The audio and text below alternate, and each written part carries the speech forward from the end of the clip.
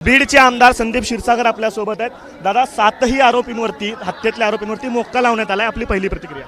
हे बघा, पहिल्या दिवशीपासून जी मागणी आहे की ह्या 302 मध्ये वाल्मिक कराडचं नाव हे आलं पाहिजे आणि ह्याच्यामध्ये सगळ्यांची म्हणे आत्तापर्यंत 302 मध्ये कट कारस्थान जे नेमलं आहे, मी पहिल्या दिवशीपासून सभागृहापासून या गोष्टी लोकांमध्ये मी तिथं बोलतोय, तिथं अजून सुद्धा ते कट कारस्थान म्हणून मास्टर माइंड म्हणून वाल्मिक कराडचं नाव आलं नाही।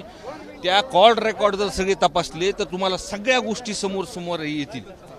म्हणजे या पूर्ण प्रकरणामध्ये एक कुठंतरी बाकीकडे तपास होताना दिसतोय, मोका लागताना दिसतोय, ह्या सगळ्या गोष्टी, पण त्यांच्यावरती जेव्हा कुठे वेळ आली की कुठंतरी एक VIP ट्रीटमेंट दिल्यासारखं होतं, ज्या पद्धतीने ते सरेंडर झाले आणि सरेंडर झाल्यानंतर सुद्धा हे प्रशासनाचं काम असतं की कुणी जरी VIP जरी आला तर त्याच्या हातातले दोरे हे ते सगळे काढून आपण तिथं लॉकअपमध्ये आपण त्यांना ठेवतो।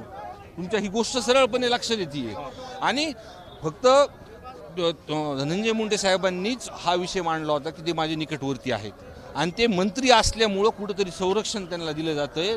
आणि तुम्ही बघितलं प्रत्येक जिल्ह्यामध्ये लोक कुणी गाड्या देत नाही, काही नाही। आज धाराशिवमध्ये सुद्धा आज लोकांची तुम्ही संख्या बघा, त्या कुटुंबाला न्याय देण्यासाठी जो मास्टर माइंड आहे त्याला पूर्णपणे या वाल्मिक कराडला शेवटपर्यंत त्याला फाशी दिल्याशिवाय आम्ही कुणी बसणार गप बसणार। धनंजय मुंडेंचे निकटवर्ती आहेत म्हणून त्यांचं नाव मोक्यामध्ये येत नाही असं वाटतंय?